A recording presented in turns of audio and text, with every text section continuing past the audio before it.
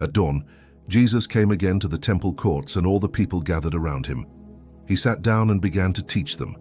The sun was just beginning to climb over the Mount of Olives, casting long shadows across the stone floors, its warm light catching the dust motes dancing in the morning air. Suddenly, the calm was shattered. A group of teachers of the law and Pharisees pushed their way through the crowd, dragging a woman with them. They threw her down in the middle of the circle, her hands trembling, her face a mask of fear and shame. Their voices were sharp, laced with accusation. "Teacher," they said, their words a challenge, "this woman was caught in the act of adultery. In the law, Moses commanded us to stone such women. Now what do you say?" This was a test, a deliberate trap designed to force him into a choice between the Roman authorities and the law of Moses. Any answer seemed to lead to trouble, but Jesus didn't answer. Instead, he stooped down and with his finger began to write on the dusty ground. The crowd fell silent, craning their necks, trying to see what he was writing. The air grew thick with anticipation. The only sound was the soft scratching of his finger in the dust and a few sparse, questioning notes from a distant instrument. When he finally straightened up, his gaze was calm, meeting the hard stares of the accusers. "Let any one of you who is without sin," he said, his voice quiet but firm, "be the first to throw a stone at her." Then, just as calmly, he bent down again and continued writing on the ground. A profound silence descended upon the court. The words hung in the air, echoing in the hearts of every person there. One by one, they began to leave. The oldest, their faces etched with the weight of their own lives, turned away first. Then the next and the next, until the entire crowd of accusers had melted away. A stone, loosened from a clenched fist, clattered onto the pavement. Then another. Judgment given way to self-reflection. Soon, only Jesus and the woman were left, standing alone in the now quiet courtyard. Jesus straightened up and looked at her, his expression full of a kindness she had not expected. "Woman," he asked gently, "where are they? Has no one condemned you?"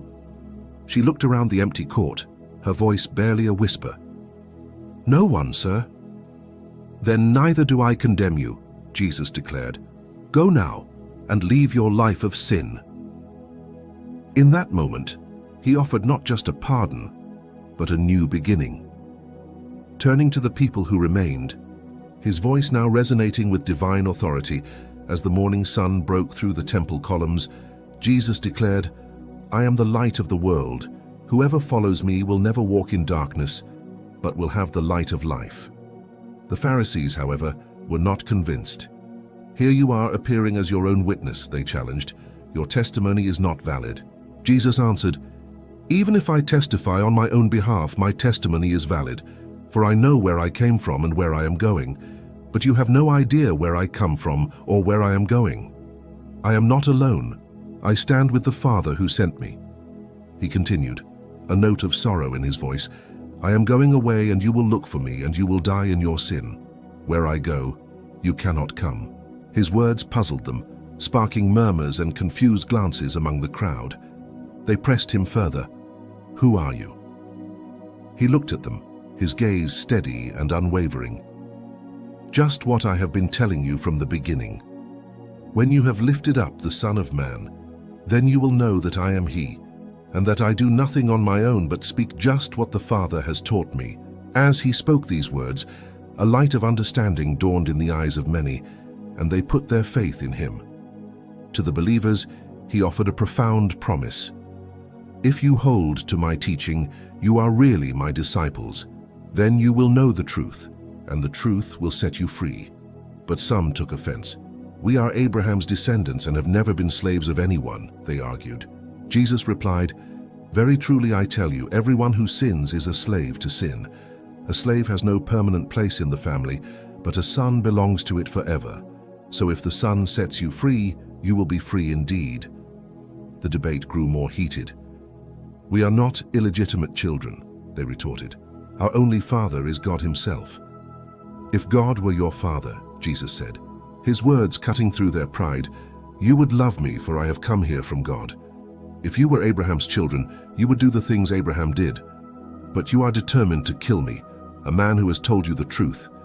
You belong to your father, the devil, a liar and a murderer from the beginning." The air crackled with tension. Jesus then made a staggering claim. "Very truly I tell you, whoever obeys my word will never see death." They scoffed, their voices filled with disbelief. "Now we know that you are demon-possessed. Abraham died, and so did the prophets. Yet you say that whoever obeys your word will never taste death. Are you greater than our father Abraham? He died. Who do you think you are?"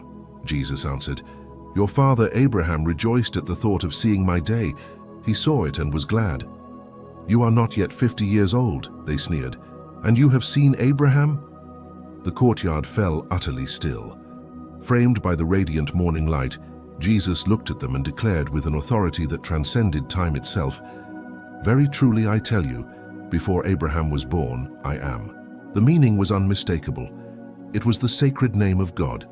In a flash of fury, they bent down and picked up stones to kill him.